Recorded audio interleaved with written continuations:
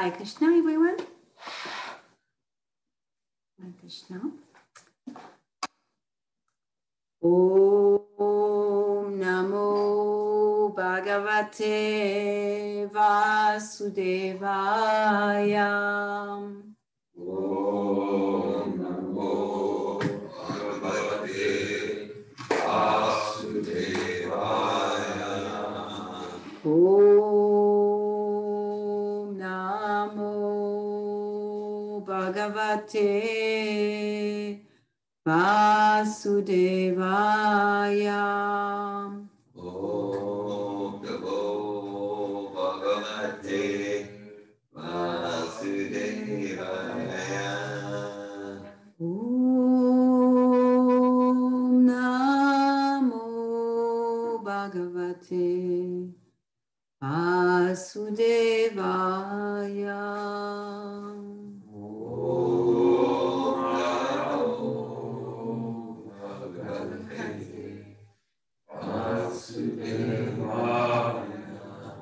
Narayanam namaskritya naram chaiva narottamam devim sarasvatim vyasam tato jayamudirayat.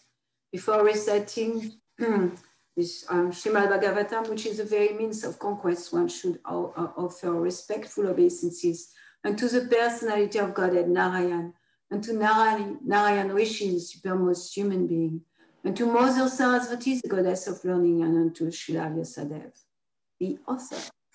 So today we are reading from second canto of the Srimad Bhagavatam, entitled The Cosmic Manifestation. And we are reading from chapter 8, questioned by King Parikshit.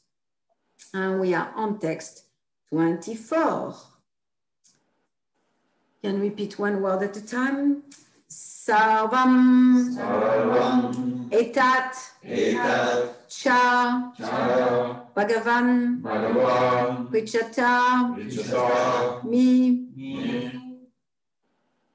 Me Me, sorry, Anupurvasa, Sha, Anupurvasha Tadvata, Advata Arasi, Arasi Udartum, Udartum Papanaya, Papanaya Mahamune, Mahamune Sarvametacha Bhagavan, Sarvamitacha Bhagavan Vichato Minupurvasaha, Vishato Enupurvasaha Tadvato Ashyadahartum, Advato Rashatum Papanaya Mahamune, Papanaya Mahamune Sarvametacha Bhagavan, Sarvamitacha Bhagavan Vichato Menupurvasha, Vishato Enupurvasaha Tadvato Ashyadahartum, Papanaya Mahamune, Mahamune Sarvametacha Bhagavan, Sarvamitacha Bhagavan Vichato Menupurvashaha, Tadvato Rashyudahartum, Advator Hasudaratum Papanaya Mahamune, Pavanaya Mahamune Sarvamitacha Bhagavan Sarvametacha Bhagavan, Vichato me Nupurvasha Vichato Menupurvashaha, Tatvidor Hasudaratum Tadvato Rashyudahartum, Pavanaya Mahamune Papanaya Mahamune, Sarvamitacha Bhagavan Sarvametacha Bhagavan, Vichato me Nupurvasaha Vichato Menupurvashaha, Advator Hasudaratum Tadvato Rashyudahartum, Pavanaya Mahamune. Papanaya Mahamune. Sarvametacha Bhagavan. Sarvametacha Bhagavan. Rishato Menupurvashaha. Rishato Menupurvashaha. Tadvator Hasyudahartum. Prapanaya Mahamune. Papanaya Mahamune. Sarvametacha Bhagavan. Sarvametacha Bhagavan. Rishato Menupurvashaha. Rishato Menupurvashaha. Tadvato Hasyudahartum. Tadvato Hasyudahartum. Prapanaya Mahamune. Papanaya Mahamune. Someone online would like to chant? Sarvametacha Bhagavan. Sarvametacha Bhagavan. Tome Nupurvashaha. Rishato Menupurvashaha. Advato Rashudaratu. Tadvato Hasyudahartum. Prapanaya Mahamune. Papanaya Mahamune. Sarvametacha Bhagavan. Sarvametacha Bhagavan. Prichato Menupurvashaha. Rishato Menupurvashaha. Tattvato Rasyudahartum. Tadvato Hasyudahartum. Prapanaya Mahamune. Mahamune. I'll go to the word for word now. Sarvam. Sarvam. All these. All these. Etat. Etat. Inquiries. Inquiries. Shah. Shah. Also that I Also. have not been able to ask. Also that I have not been able to ask. Bhagavan. Bhagavan. O great sage. O great sage. Vichata. Vichata. Of the inquisitive. Of the inquisitive. Me. Me. Myself. Myself. Anupurvashaha. Anupurvashaha. From the beginning. From the beginning. Tatvata. Tatvata. Just in accordance with the truth. Just in accordance with the truth. Arasi. Arasi. May can kindly be explained. May kindly be explained.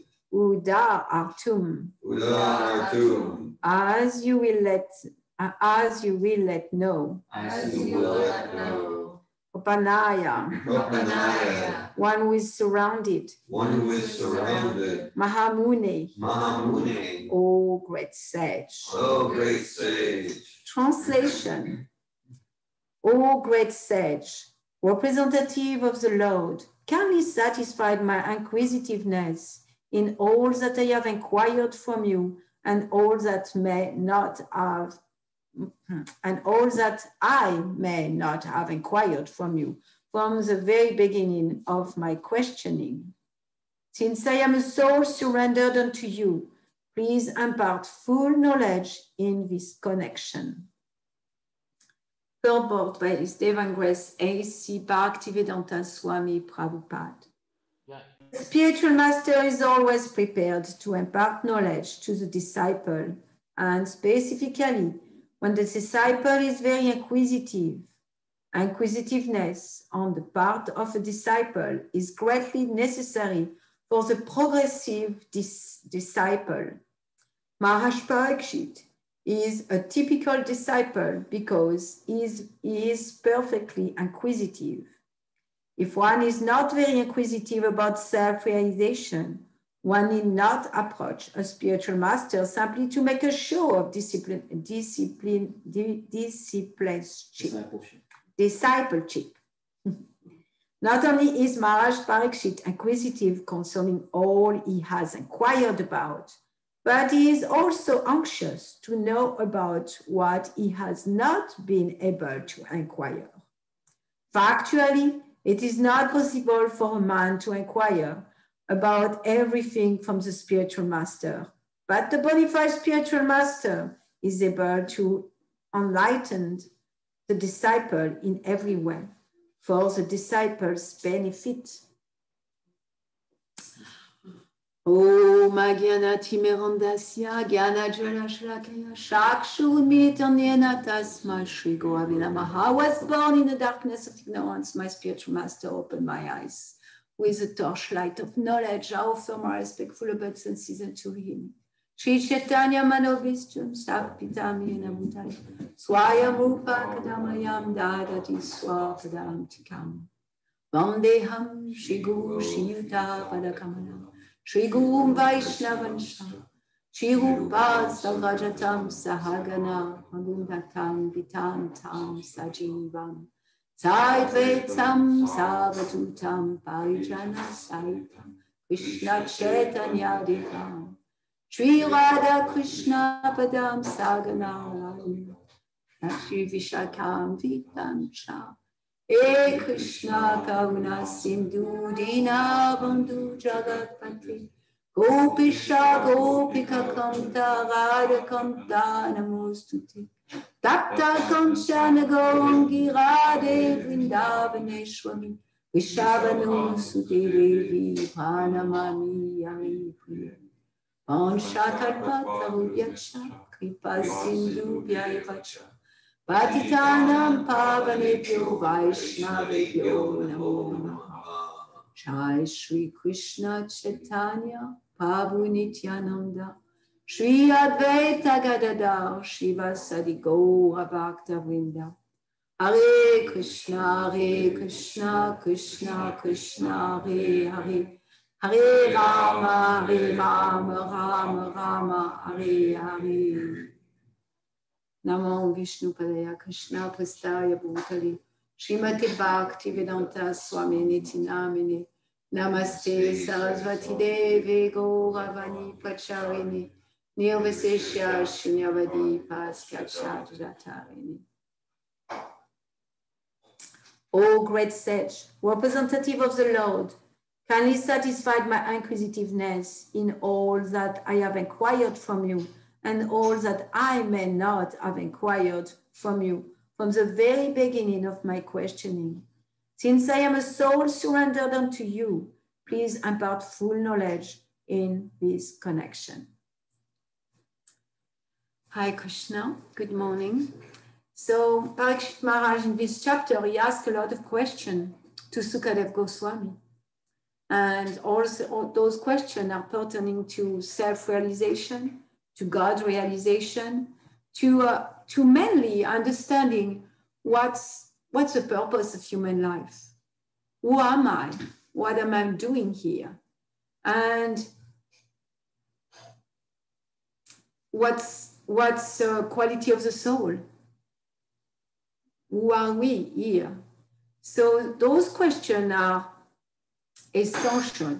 It's a atato brahma vigyatsa, that in fact human form of life, we start our human life when we start to ask those questions. Before that, we are no more than like sophisticated animals, because if our life is only meant for eating, asking questions, where is the food? If our life is only meant for sleeping, finding a safe place to sleep, a good bed, a good, tent somewhere. If our life is only meant for finding a mate, having a good partner, and asking questions about where do I find that partner. If our life is only meant to defend ourselves, protect ourselves with different means, then in fact, all those activities and all those inquiries are very much available in animal form. Animals want to look for food. That's what they do all day. They look for food. If we observe animals, if we stay a little bit around animals, we'll see like mainly what they are looking for is food. They are spending so much of their time between looking for food and trying to protect themselves and defend themselves. like little bird, like they're constantly jumping, like they're so scared all the time. I see the cat, they're pouncing around the neighborhood. They're, seeing if they can get some food. So yeah, if our life is spent only in those activities, then we are not really using our human life in a special way that's unique to that form of human life. We have cycled so many times in the material world that going to so many type of bodies again and again, taking birth, dying, taking birth, dying, sometimes as an animal, sometimes as a human being. The difference between the animal consciousness and the human being consciousness is that our free will in a human form is more uncovered. So we have more choices, basically. Animals don't really have, an animal often we say instinct. So they're instinctive, they do things very instinctively. So they don't really have choices to think about the purpose of their lives, of their animal lives, because they just go automatically. Like we can see a baby animal is so much more advanced than a baby human, yeah? A baby animal, like at least in a mammal species, but also other species, right away, a baby animal know what to do. They know where to find the nipple of the mother and they climb to the nipple. The turtles, they just know how to climb out of the hole when they are born and they go to the water. So it's all instinctive. Human babies, they need to develop their brain. Their brain is not as instinctive because there is a brain in a human form that's specially made to inquire about the purpose of life, which is not there in animal species. So there is a verse from Madhya Lila, say Brahmada, Brahmiti, Krishna, Bhagavan Jiva, Guru Krishna Prasadepai, Bhakti Lata Beach. Bhakti Lata Beach is like the seed of Bhakti. And it said that according to their karma, so according to our karma, according to our activities from past life as a human, then according to their karma, all living entities are wandering throughout the universe. So the spirit soul separated from Krishna, the spirit soul separated from the source, from God, then wander throughout the universe from one species to another. And that separation, wander again and again. Some of them are being elevated to the upper planetary system, and some are going down into the lower planetary system. So constantly, according to our desire and desires that lead to activities, really it's all about desire, and desire lead to activities. And those activities are under the karma, the law of karma. So from all activities, there is a reaction. And so that reaction from our activity, if it's pious activities, then we are going up. If it's unpious activities, then we are going down. So some are going up, some are going down. Out of many millions of wandering living entities, one who is very fortunate get an opportunity to associate with a bona fide spiritual master by the grace of Krishna. By the mercy of both Krishna and the spiritual master, such a person receives the seed of the creeper of devotional service. So, yes, there is millions and millions of living entities that have separated themselves from the source of all living entities. All living entities come from their source. Their source ultimately is Krishna. And those millions of living entities, as they are separated from Krishna, then their desire leads them to different action. And those actions leads them to take birth in different places. And yeah, when thinking about that, I know I feel like Prabhupada said, like chewing the chewed. How many births did we take? How many births did we take again and again in different species of life to come to be here, hearing from Srila Prabhupada, to come to be here this morning is January 24th. You got it. Yeah, it's January 24th and the 24th verse of chapter 2 or chapter 8 of Canto 2 of the Bhagavatam. So, yeah, how many births did we take before we came here? How many births? And how many births do we want to take? You know, we have the chance to associate with a bona fide spiritual master. And I know in my life, I could see from a young age, I was inquisitive. I was definitely inquisitive about those things. You know, it was maybe not worded in that way, but I was looking for something that was different than what was presented before me. And I remember in a very young age asking questions like, oh, what's that? And wanted to know. And then because of that inquisitiveness, because of the desire to know, then I will very easily kind of seek people to teach me. And often I will end up with men. You know, somehow men was more attractive than women in order to receive knowledge. And then I met very wonderful men, not wonderful women too, but, you know, because of the gender, I mean, I was more attractive to the opposite gender to give me knowledge. And then I met very wonderful men with very wonderful philosophies. And every time I was like learning something. However, that learning didn't lead to much transformation of my heart. That's just the truth. That learning was maybe stimulating, was maybe exciting, was maybe, you know, rubbing me the right way. Like that. And then sooner or later, I felt the need to go to someone else, to find someone else, because of course, the deep desire, the deep inquiry of the soul wasn't satisfied through all those beautiful people. It wasn't satisfied. The yearning, the dissatisfaction, the need to know, wasn't fully satisfied. So after some time, you know, maybe a year, a few months, a few years, it doesn't matter. The yearning was still there. So needing to find someone else and someone else and someone else, until I had the great fortune to get in contact with a pure bona fide spiritual master, A.C. Bhaktivedanta Swami. And reading the first book I read was The Science of Self-Realization. And as I picked up that book and started to read, I felt, he knows me. He knows who I am. He knows I'm inside of my heart.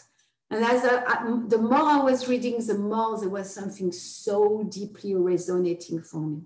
So deeply resonating, as if the book was revealing something that I have always known, because the nature of the soul is Sat, Chit, Ananda.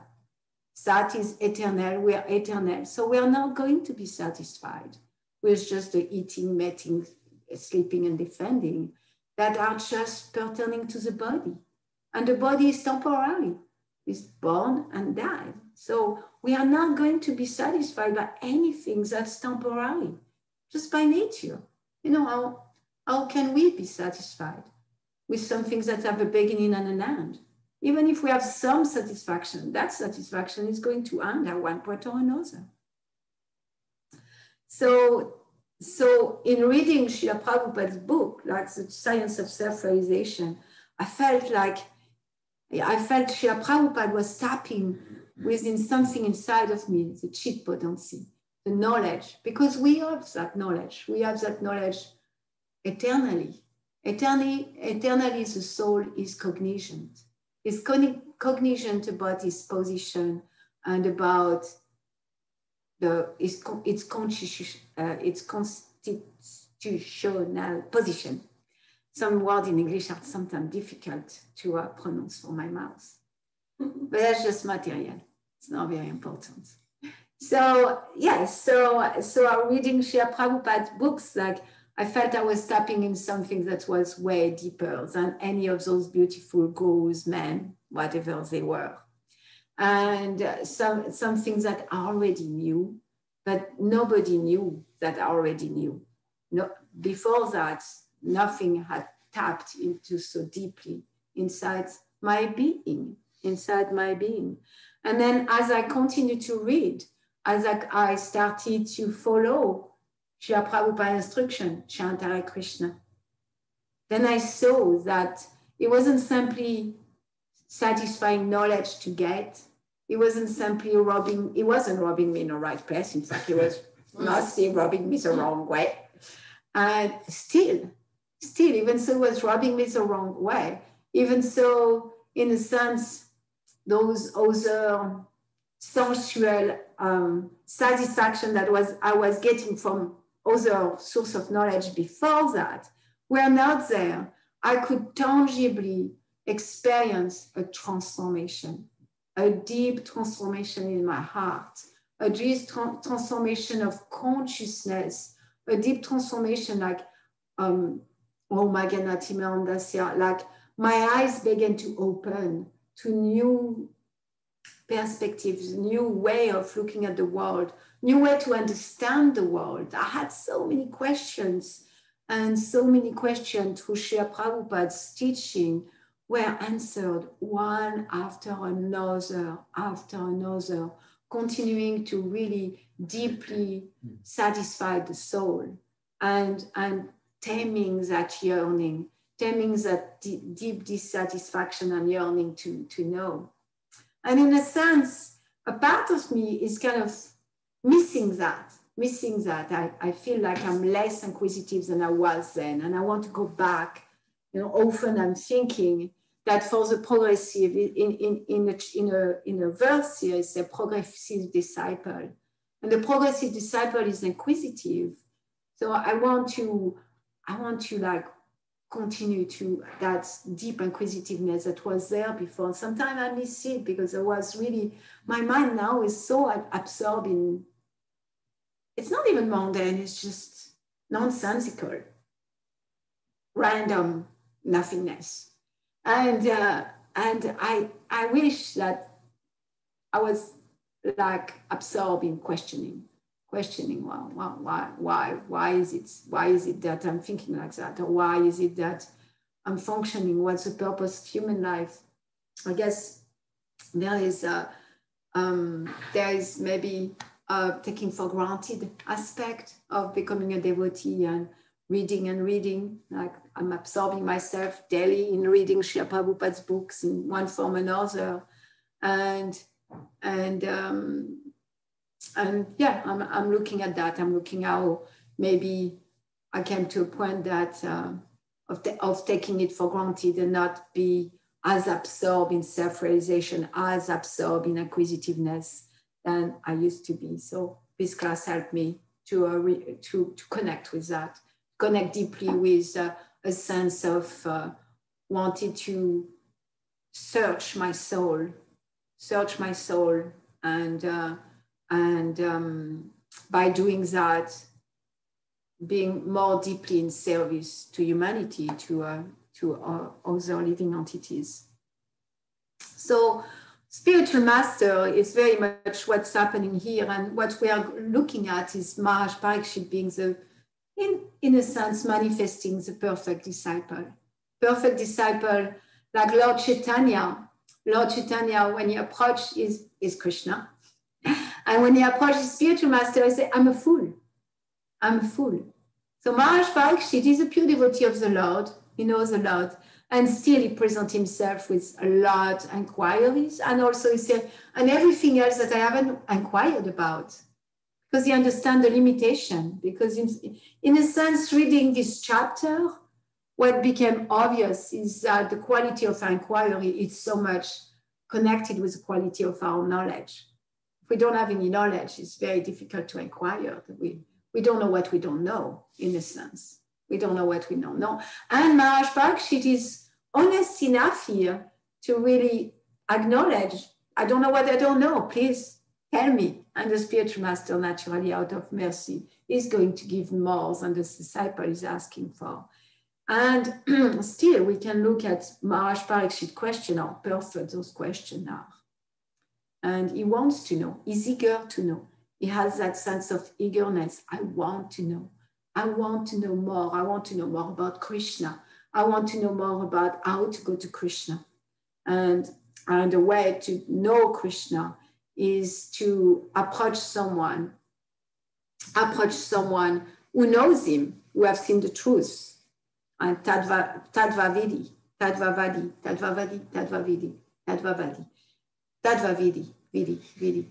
Someone video, like someone who have Tadva means truth, Vidi means video. Tadvidi pranipatina paishena sevaya. Upadakshanti gyanam gyaninas Tadva darshinaha. Tadva darshina, someone who have seen the truth. Like just try to learn the truth. We want to try to learn the truth from approaching someone who knows the truth. Isn't it? It's like that for every topic. If I want to know the truth about mathematics, I'm going to approach someone who knows the truth about mathematics. Yeah? Yesterday I was listening to a class on chapter 4, and Srila Prabhupada said, like, if we want to become an engineer, we are not going to approach a butcher. It was funny. Anyway, so if we want to know the truth, we want to approach someone who knows the truth. If we approach like fallible soldier, like all the men that I approached in my life before, I was thinking, wow, they're so cool. They're so cool. They have such a nice philosophy. And they have learned from so many teachers. They are really, really, really cool. I didn't want to belong to a group, so I didn't approach like real group. Even so, I was in contact with Rajneesh. I had some very good friends. They were all dressed in orange with like a big necklace. And at the end of their necklace, there was a picture of Rajneesh. I don't know, I was maybe 14 years old, I don't know, 15. But then, I was attracted to men who could give me knowledge.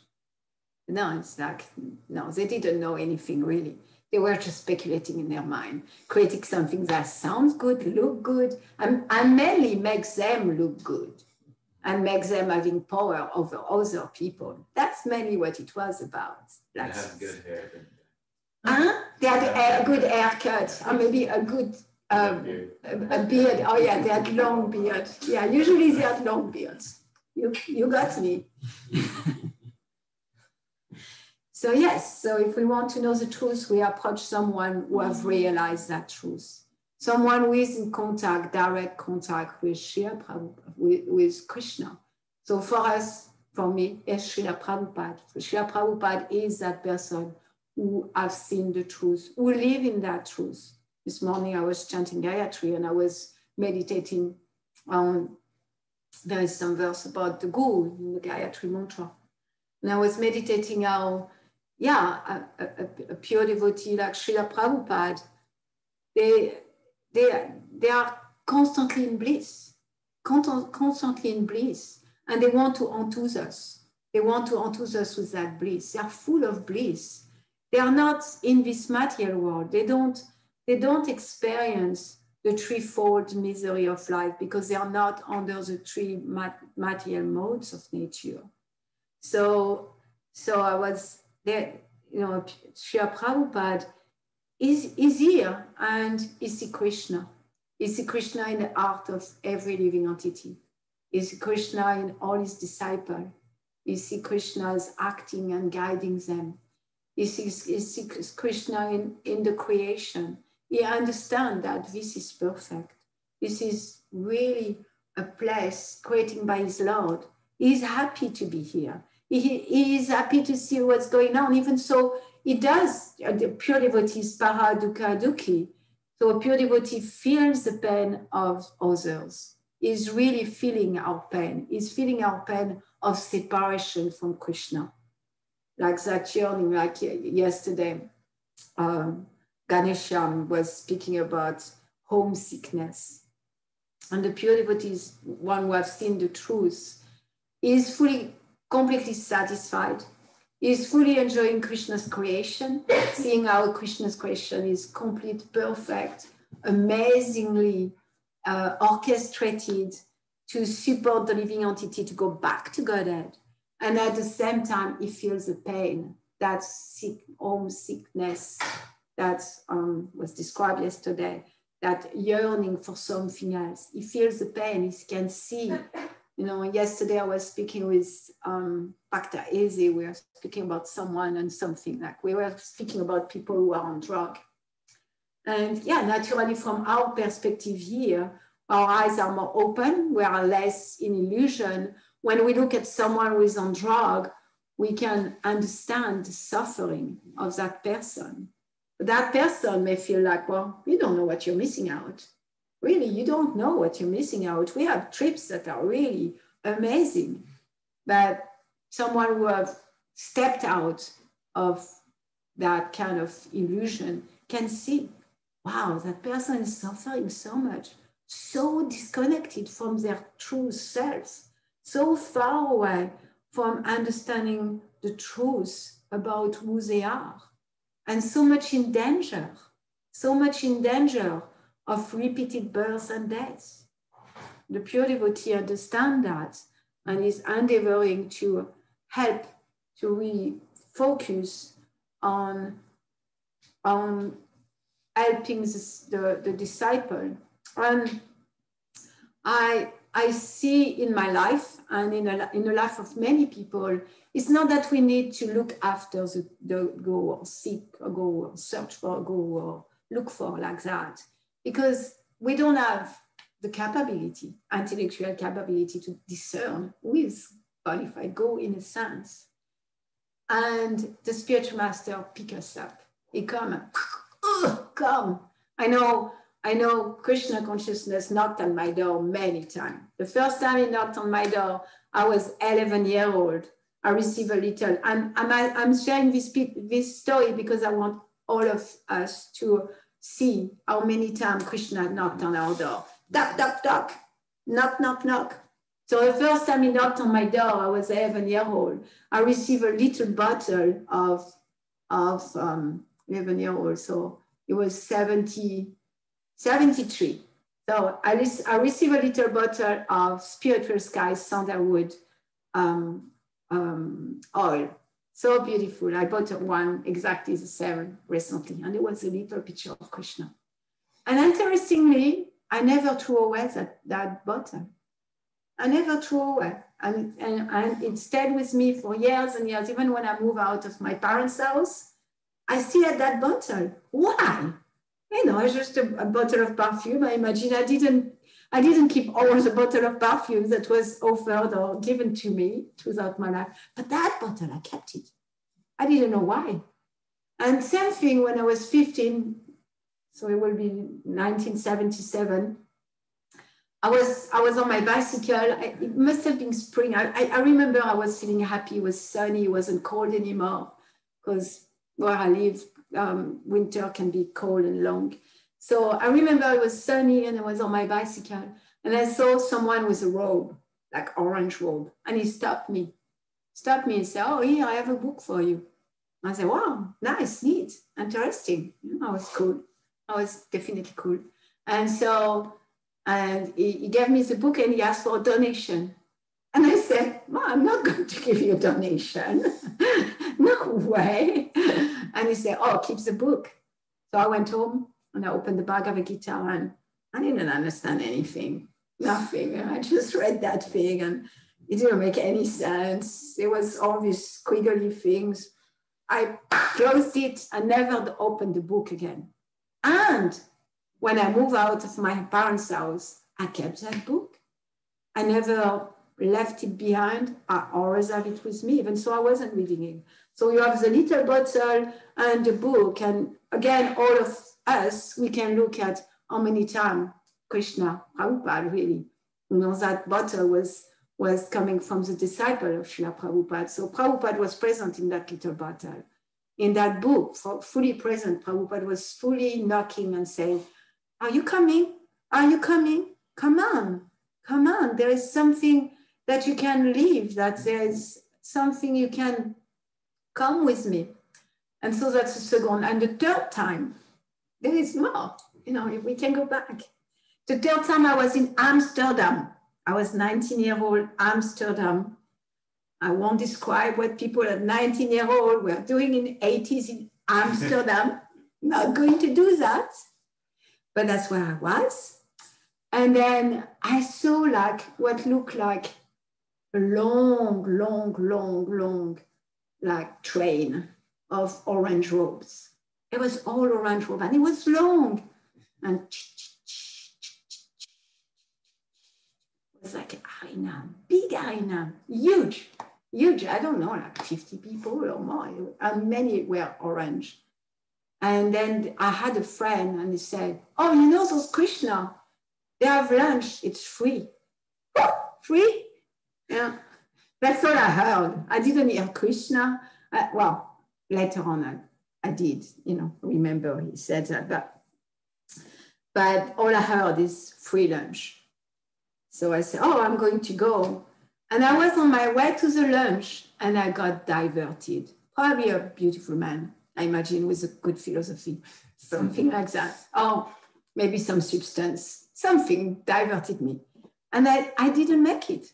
There was another time Prabhupada came to me, knocked on my door and said, please come. And I didn't make it. I feel so much pain. that Srila Prabhupada came to me so many times. And I was inquisitive, but instead of going to the right source to get responses for all my inquisitiveness, I just wanted to go to what's good and feel good and satisfied my senses and my mind and all that. That's a sad remembrance. And on the other side, it's a very joyful one. It's a joyful one to know our perseverance, the pure devotee is. The pure devotee and Narada Muni and Prahlad Maharaj and all the disciplic succession, all represented by Srila Prabhupada, how they're all canvassing Jesus Christ. They're all canvassing to support the liberation of all the lost soul, 10% of all the living entities. Of course, 10% of infinity are the living entities that are in prison. I don't know what's the percentage of people in prison from the government. We have a government of the United States, and there is a certain percentage of people who are in prison. They haven't followed the rule and regulation of the government. So 10% of the living entities are also in prison because they haven't followed the rule and regulation. They haven't followed their constitutional position. They just wanted something else.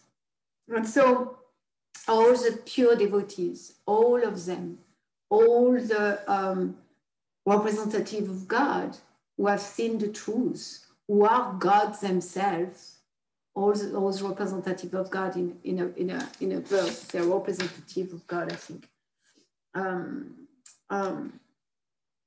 Representative of the Lord. So all those representative of the Lord, they are constantly canvassing, and they found ways. A little bottle of sandalwood, a book from a devotee, seeing the devotees of Harinam. They are constantly canvassing many ways, like through the internal energy of the Lord, like all those things kind of directly from Krishna, and through the material energy to being again and again shaken from our ground, like thinking, okay, I have a good plan for happiness. And then the material energy, who is also a pure devotee of the Lord, who is also serving the Lord in a different way, making sure that, no, you don't have a good plan. No, it's not working. No, you're not going to be happy, or maybe for a little while, but after it's going to go away. Even that happiness is not going to fulfill the yearning of your heart. And so the material energy is also canvassing for us. according to our desire. You know, like we have free will, so there is no force. There is no force. And that's also very beautiful. And fortunately, the first time Krishna, Srila Prabhupada knocked on my door, I saw it and I took it up. Even so, I was surrounded by very beautiful men with very nice philosophies. They had nice philosophy. Why? Because they had been in contact with Srila Prabhupada. So it felt so different. Even from them, they were cool. They were traveling. They were like really super cool. They were traveling for 4 years. They were doing music everywhere. They were charismatic, like amazingly charismatic. Everybody was just like, come with us. Wherever we will go, people will invite us. We didn't need money because we were just invited everywhere to eat and sleep, to all our eating, sleeping, mating, defending, everything was taken care of just by their charisma. And so, yeah, it felt different. It felt different. And because of that, I guess Krishna kind of tricked me because he saw my weakness, which was attracting to man who have the truth, so-called. And so he sent me men that were cool on my level, like doing what I was doing. We won't go into details. And but we knew Krishna. It's so intelligent. It's so intelligent. Once I was speaking with a devotee in New York, Satyaraj's wife. I don't remember her name. You know her name? Anyway, Satyaraj Prabhu's wife. I was speaking to her and she was asking me my story about how I came to Krishna consciousness. And she was fascinated by my story, mainly the traveling, the traveling and how in my travel, I realized Krishna and I can little by little to Krishna. And she was saying, like, a book needs to be written. A book needs to be written. And in a sense, it would be beautiful to write books about all the people like who came through Sattva, because I know that everyone who came through Sattva didn't come through Sattva. They had knock before, knock in different ways. And then in the same way that Krishna found those 3 men, that was super cool and attractive to me, then Krishna found Sattva. He created Sattva because for those who came to Krishna consciousness through Sattva, that was their way, that was their doorway. That was the thing that was attractive to them, or maybe not attractive, but somehow they landed there. And then, so it will be interesting to write a book and go back to each of them and their different knocks. And yeah.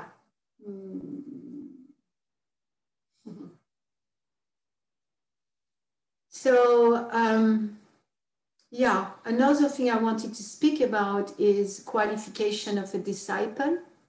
And the qualification of a disciple is not to be an erudite. A qualification of a disciple have nothing to do with any material qualification. And that's really amazing. We don't need to be learned. We don't need to be rich. We don't need to be beautiful. We don't need anything really. There is no material qualification to be a disciple. And in my personal reading, in the beginning of Bhagavatam, relishing the pastime of Vyasadeva and Narada Muni, and the first canto. And Narada Muni, he came to Srila Vyasadeva with an incarnation of God. And Srila Vyasadeva is like, I don't understand why I'm so despondent. I'm so despondent in my heart. I'm not complete. I feel so incomplete, even so he had already compiled all the Veda and the Purana and the Mahabharata and the Vedanta Sutra. He had compiled so much and he was so despondent. So we want to look like where is our despondency, because that despondency allow us to connect with the spiritual master, attract the spiritual master. So now that when it just show up, again, the spiritual master show up. It's for us to inquire from him. It's for us to accept the spiritual master, to inquire from the spiritual master. And the spiritual master, the bona fide spiritual master, come up, he show up. So Narada Muni came, he showed up in front of Vyasadeva, just as Vyasadeva was really wondering why he's so dependent. And Narada Muni started to tell him his stories. And his story is that he was a little boy, and in a Vedic time, like, he will be completely out of any social caste or any social order. He was born of a maid servant. He didn't know who his father was. So he was just really, in a sense, the lowest of the lowest, like the son of a maid servant, and with no father in sight. And his mother was serving. And during the rainy season, she was in an inn, we'll say inn, hermitage. And during the rainy season, sages will stop there for 4 months of the Chaturmasya. They will just stop wandering around and stop in one place to perform austerity, sacrifice, really stay in one place to focus on their spiritual lives. And then she was serving them, she was cleaning for them, she was doing their laundry, I imagine, she will cook for them, doing all the service. And the little Narada Muni, he was 5 years old at the time, and he got to stay around those Bhaktivedantas, those people who understand Bhakti. And through being around them, also he got some time to take from their plate, because probably they had better food than he had. So we can imagine that he will pick up from their plate after they finish eating. And just by doing that, his heart became purified. Being in contact with the Bhaktivedantas, hearing, even so at 5 years old, he may not have understood. And also taking the remnants of those sages, pure devotees. Then Narada Muni got so purified that by the will of providence, his mom died. Again, we have different personality canvassing for our advancements, including, like the material energy and devotees and life as it is. So his mom died when he was 5 years old. And when his mom died, of course, I imagine he was sad. And at the same time, he saw the opportunity there. And he started to travel. And as he was traveling, because his eyes were open, he was able to not be attracted by the glitter of wealth, or the glitter of fame, or the glitter of any looking good strategy. He was really fixed already. And then he had an opportunity to see Krishna through the mercy of the Bhaktivedantas. So in that story, we can see that there is no qualification. There is no need to be erudite. There is no need to have a big education, a PhD, or anything like that. No offense. The qualification of a disciple is to be inquisitive about the purpose of human life. To be inquisitive and submissive. Submissive, like, here is my question, and you may have a lot more to explain to me that I'm yet to understand. And please enlighten me. Please give me knowledge. Please give me knowledge that will help me understand the purpose of my human life, understand who I am as a soul. And soul, really, when we look, as we understand the soul animates everything. So while we focus on what is the soul animating, the soul animates the body. As soon in university, Prabhupada often says that what's lacking is a department where they study the difference between a live body and a dead body. There's not such a department. And so at the same time, when we see a dead body, we don't see the person there. So we know that whatever is animating the body, whatever is creating that person, whatever is making that person is lovable, likable, attractive, has departed. And so why will we spend time, energy, or brain substance to take care of that which is not who we are, because when the soul departs, the body have no more interest for anyone. Why should we spend time maintaining that which have no interest to anyone when the soul departs? And for us to understand that the soul is what's moving everything, then we also understand that let me spend my time, energy, and focus on nourishing and giving to that part of me that is non-material. And the way to do that is by inquiring and approaching someone who knows the truth about the living entities and how to free ourselves. I'm going to stop here. Reading the verse again, it's Canto 2, Chapter 8, and text 24. Sarvam echacha bhagavan prichato mi nupu vashaha tadvato rashyudahatum papanaya mahamune. O great sage, representative of the Lord, kindly satisfy my inquisitiveness in all that I have inquired from you, and all that I may not have inquired from you. From the very beginning of my questionings, since I am a soul surrendered to you, please impart full knowledge in this connection. Hare Krishna. Like Arjuna said, in the second chapter, Arjuna said, I'm confused, what's my duty? You know, I have lost my composure. In a sense, it's the mood of us if we want to make an advancement. In that condition of being so confused and losing everything, please impart knowledge into me. And now I'm a soul surrendered unto you. Please enlighten me. Please instruct me. Hare Krishna. Any comment, question, criticism, challenges? Lakshmi Priya, you raise?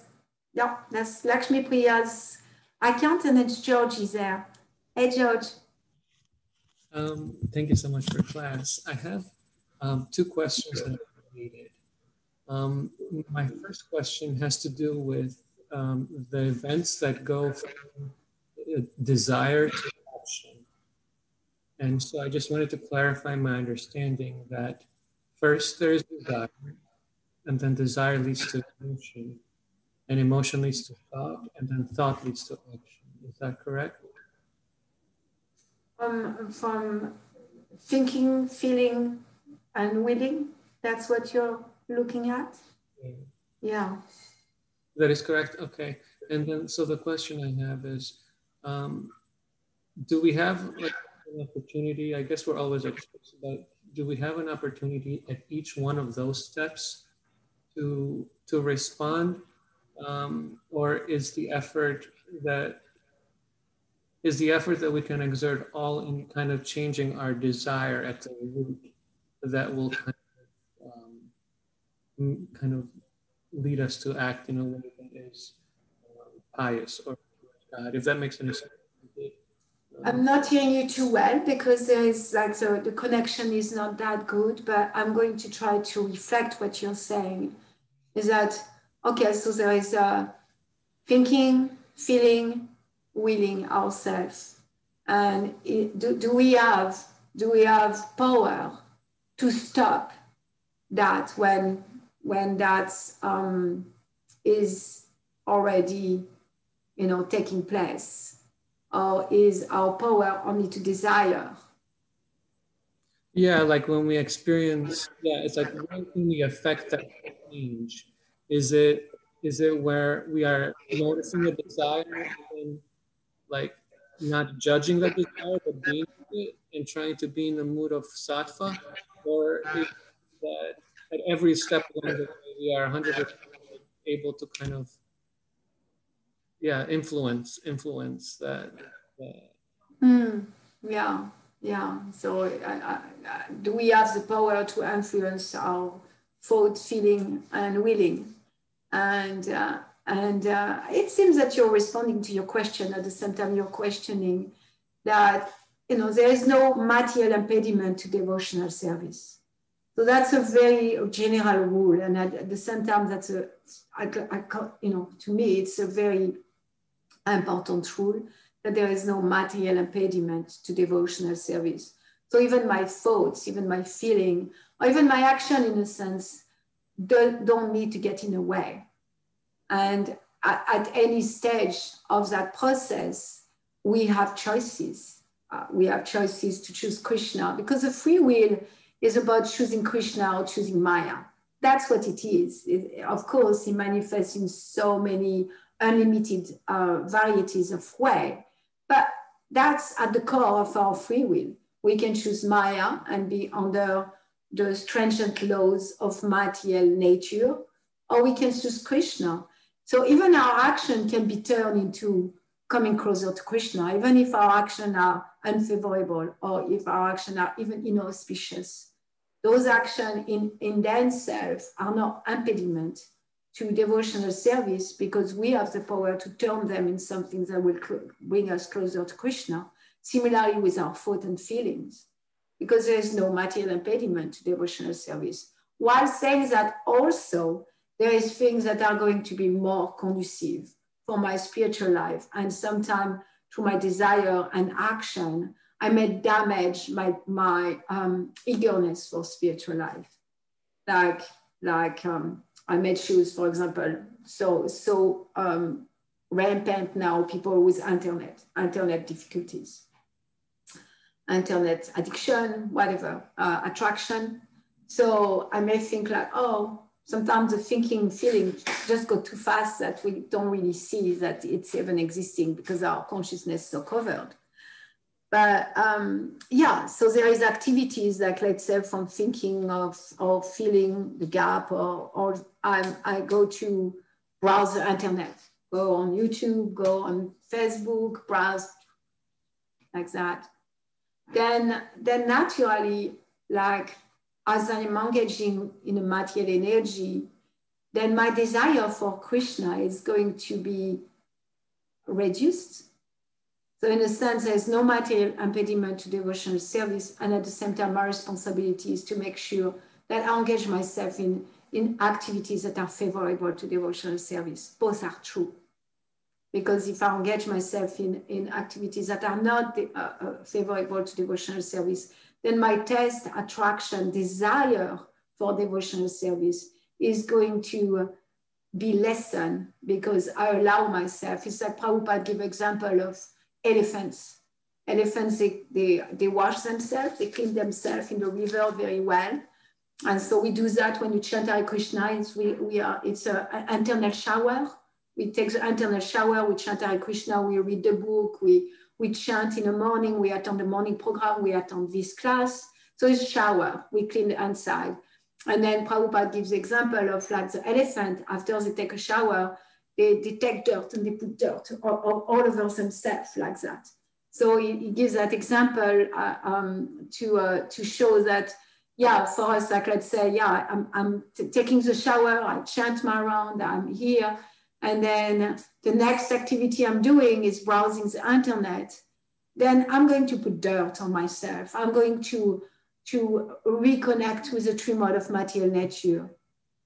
Our free will, like in animal species, we said earlier that our free will is covered by the three modes of material nature. So as we practice Bhakti Yoga, we uncover like more and more, we free our free will. That's really what we do. The free will is covered by the three modes of material nature. And in animal species, is mainly ignorance, really. So that's why the animals are not really aware of their free will. And the more we uncover those three modes of material nature, the more our free will get uncovered, the more we are going to experience when we choose something that's not Krishna, or that's unfavorable to Krishna, we are going to experience that our free will get covered again.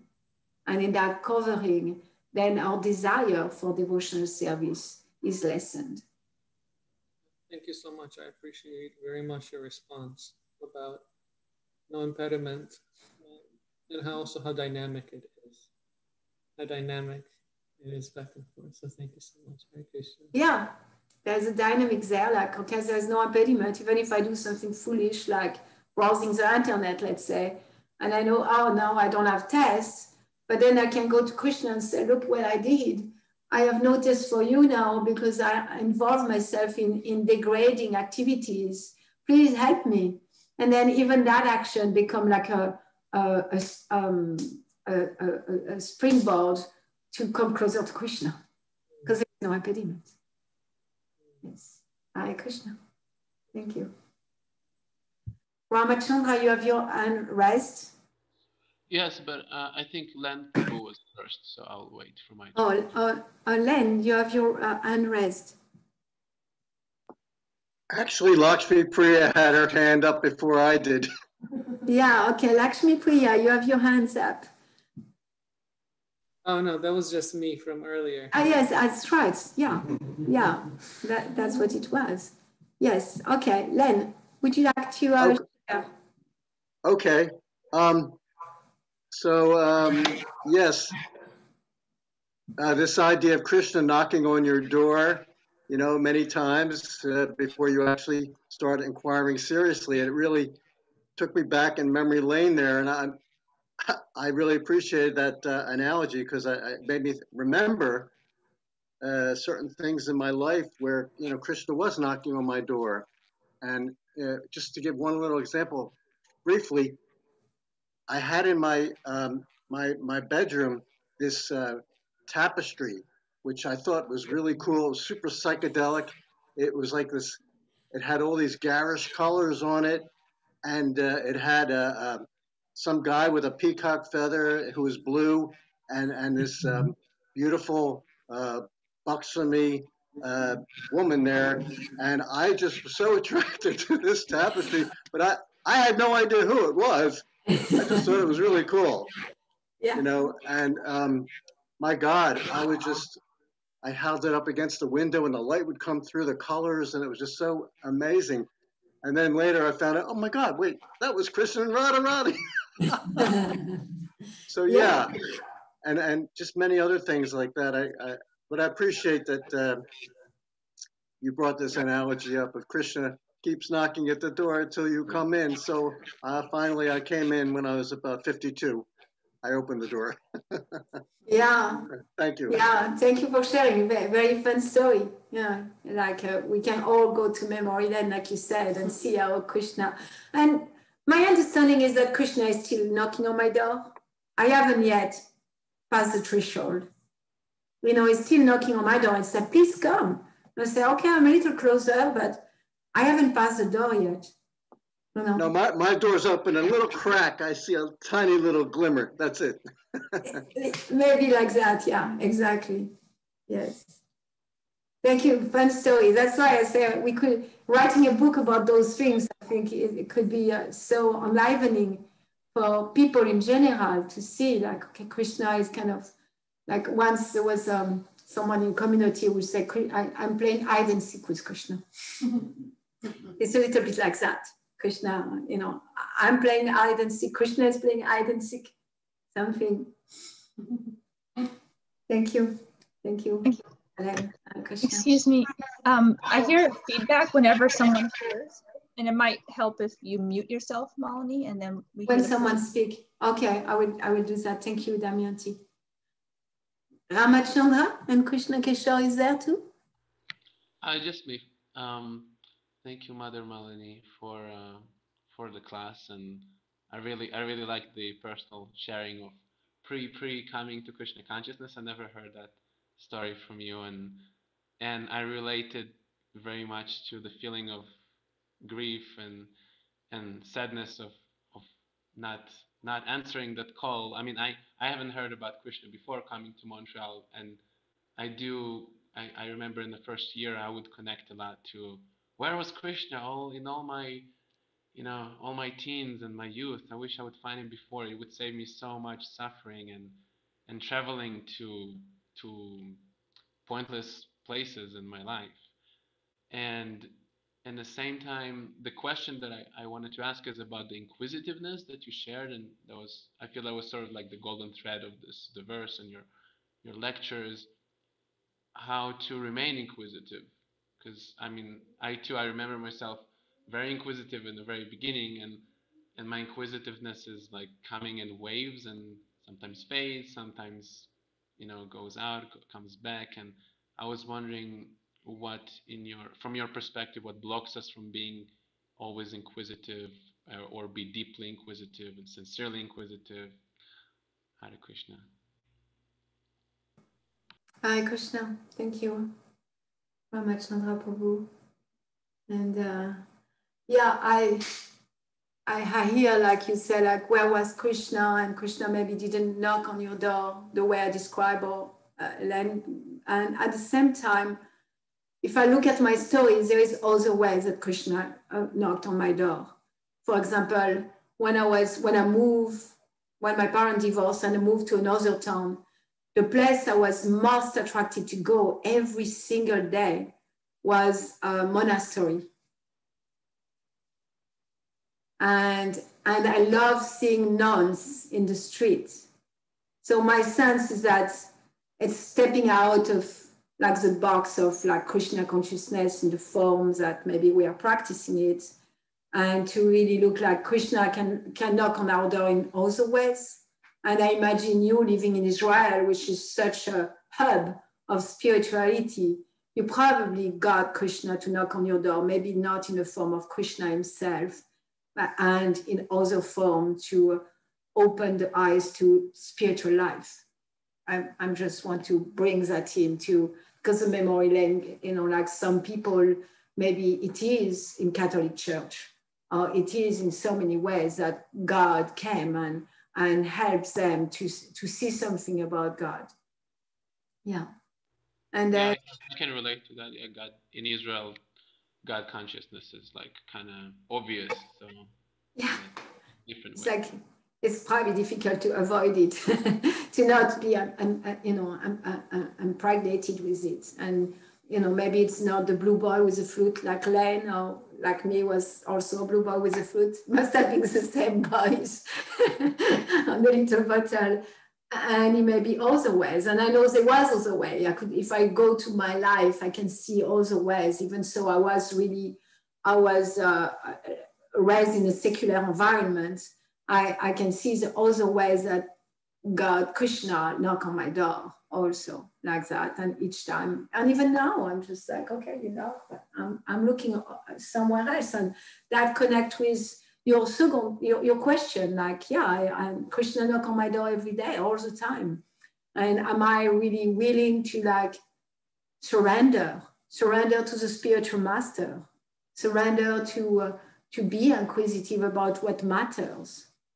Or am I absorbing myself in matter? Be inquisitive about what matters, and being absorbed in matter. And so that's our choice. That's our free will. Our free will to be inquisitive, to really open ourselves. And I can see in myself is some kind of comfort. And Prabhupada warned us, because Krishna consciousness in itself, it brings a lot of liberation, a lot of transformation, a lot of comfort. In fact, life is a lot more comfortable for devotees, easier life, regardless what comes up or not. And, I hear that from all the people that we're in contact with. Life is easier.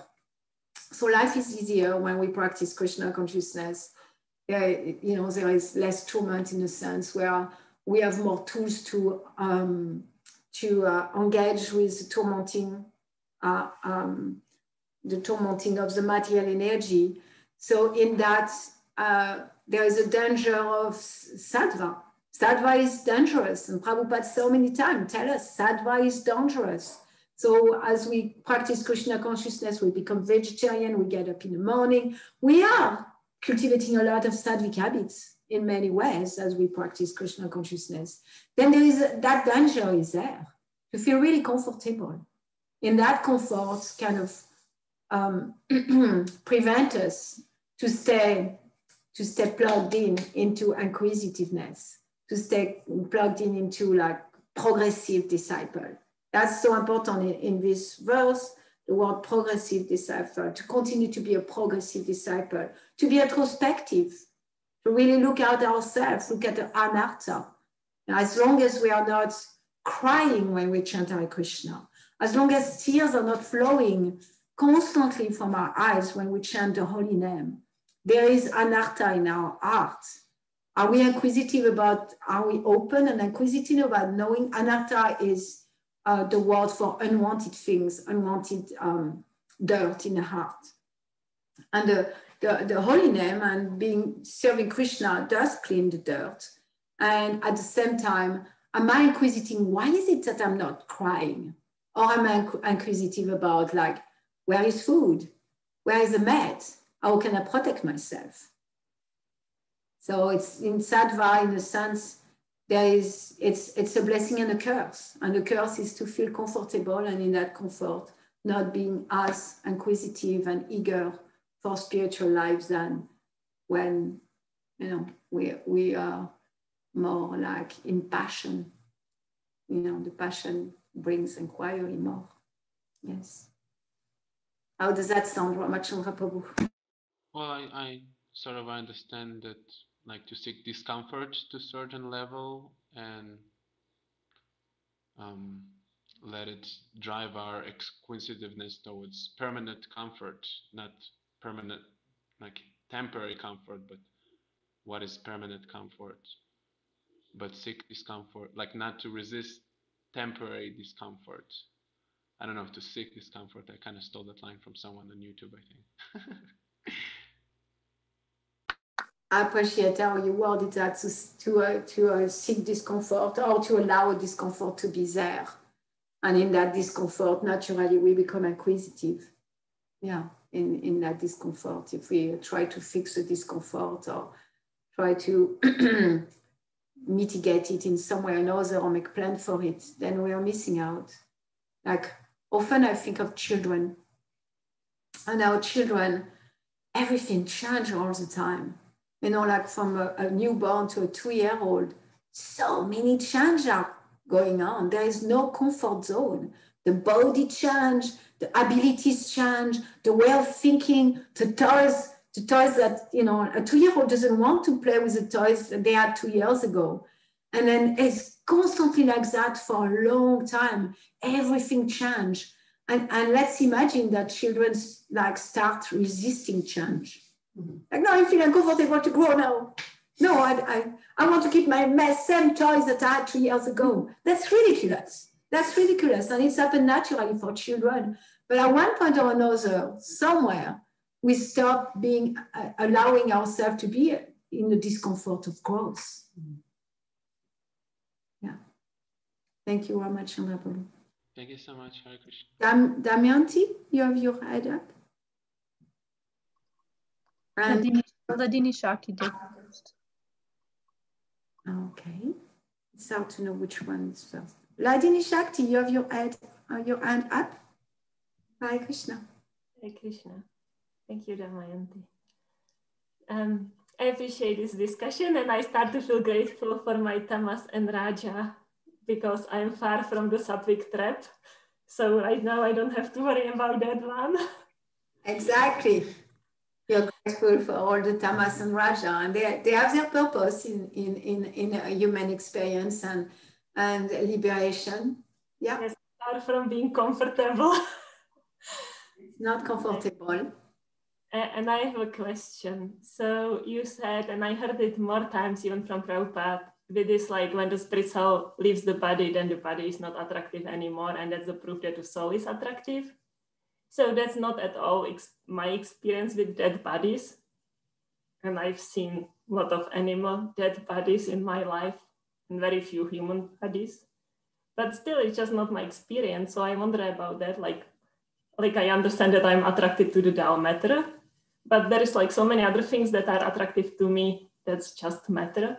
Like, I don't know what, for example, but I can give example a car. I am not attracted in the cars, but like a Tao matter itself is also attractive. It's not just that the spirit soul. Anyway, it's like confusing example for me. because like when there is a freshly dead body, so the spirit soul is not there, but the life is not, I mean, the body still looks pretty good. I'm attracted to it as much. As much? As much, yeah. Well, yeah, Prabhupada takes that example a lot. And yeah, we are attractive to dull matter.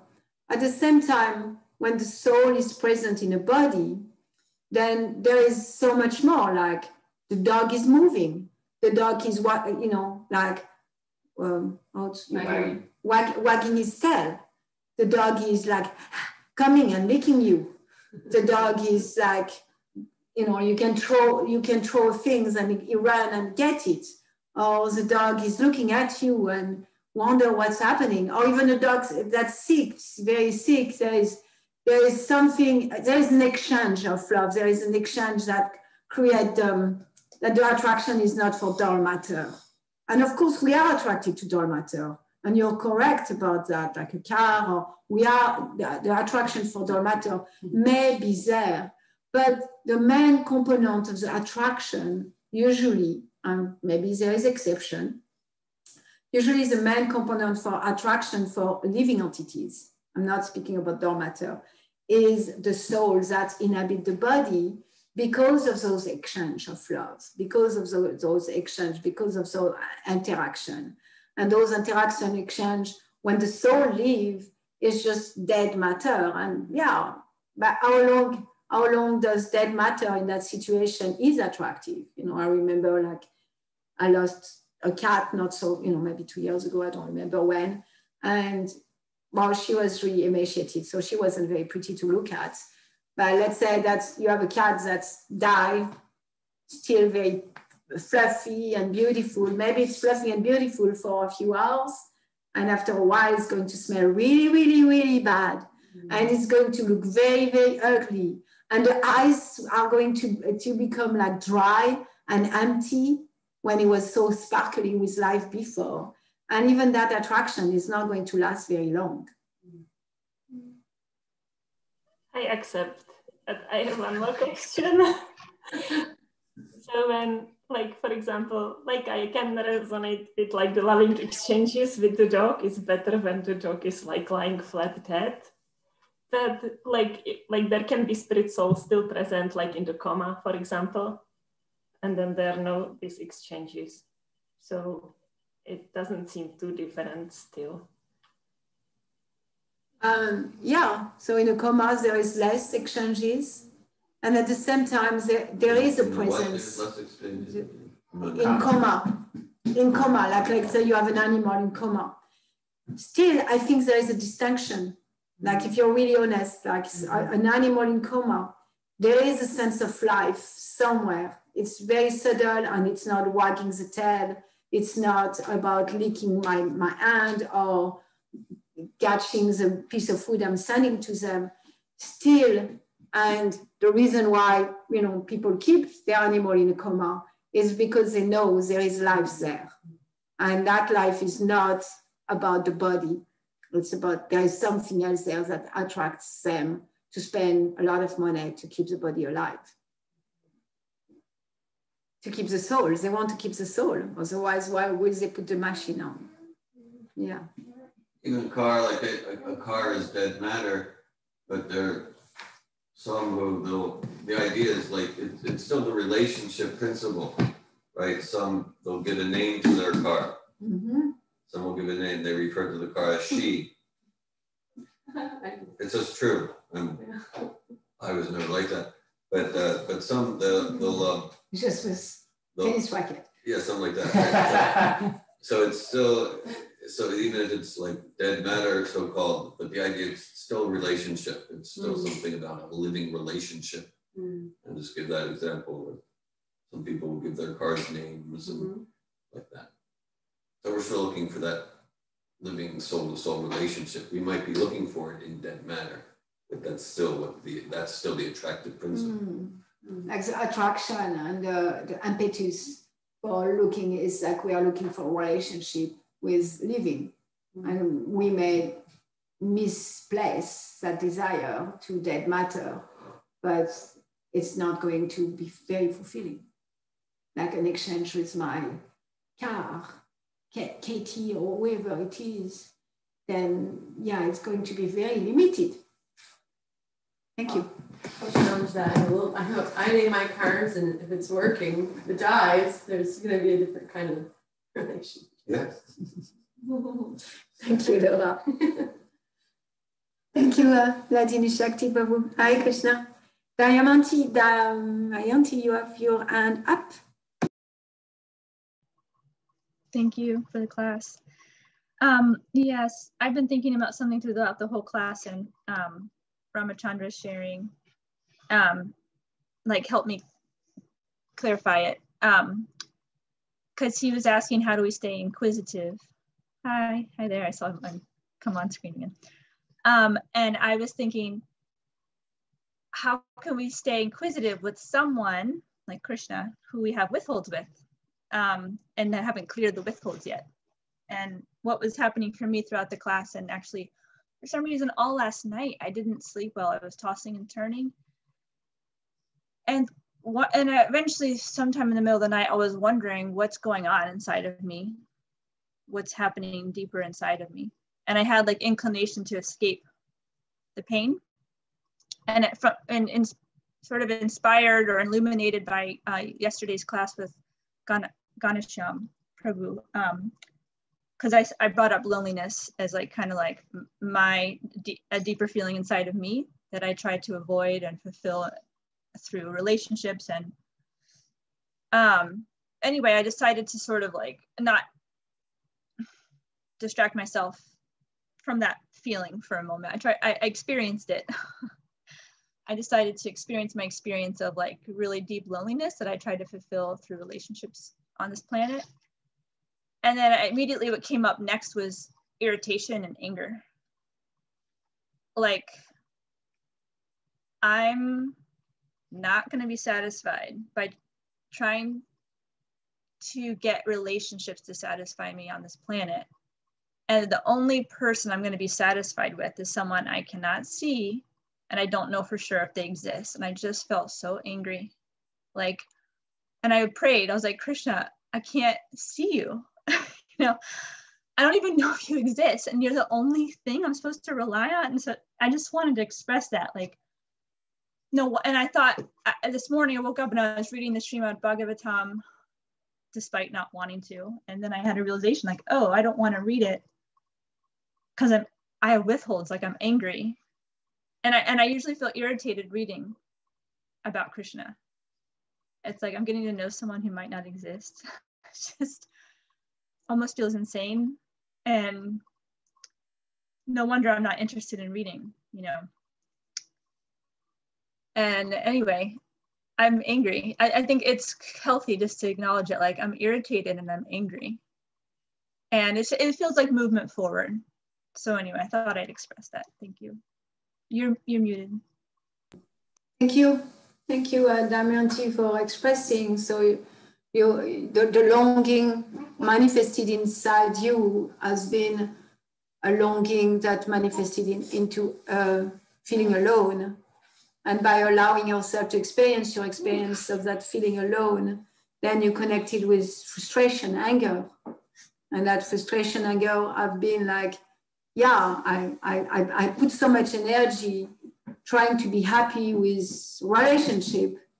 And by now I know that relationships are not going to fill that gap. That gap of loneliness is not going to be filled with material relationship at least. And then you tapped into anger that, okay, so the only way to not have that longing, aloneness inside me is to connect with someone I don't know, someone I don't see with my eyes, someone I cannot speak really to. And you became angry about that. And then that anger became like a whistle with Krishna. And really, like, yeah, we are envious of Krishna. We are really envious of Krishna, and envy is you know, like can manifest in anger and all that. So it is a step forward to experience that anger towards Krishna, to experience at least, you know, must be a person, because how can you be angry with something that's not a person? Like, you know, anger usually is manifested in a relationship. So you have a withhold in a relationship with Krishna. You're feeling angry in a relationship with Krishna, and you feel like, okay, to tap into those emotions is moving forward towards transforming your relationship with Krishna.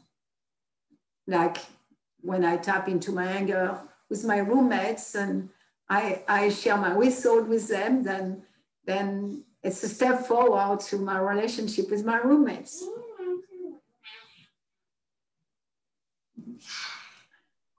Thank you. Yes, it's insightful. I haven't acknowledged any irritation with Krishna before, so it's definitely feeling like, oh, okay, I have something to work with now. And really, yeah, like Ramachandra reflected in the chat, he said, getting to know someone who might not exist. And that he quoted that. Sounds like a good reason to resist the process. Yeah. So anyway, that's what I'm grappling with. Yeah, and in general, the soul is going to resist because, like we were sharing at the beginning of the class, for thousands and millions of lifetimes, we have been circulating in this material universe. And so that's what we want the most. We don't want Krishna. We have been so conditioned to find our happiness in the material energy. So we resist Krishna in so many ways. We resist Krishna all the time. And then we are lucky to get in contact with the spiritual master, 25 spiritual master. He sees our resistance, and still out of his mercy, he helps us overcome that resistance. Yes, thank you.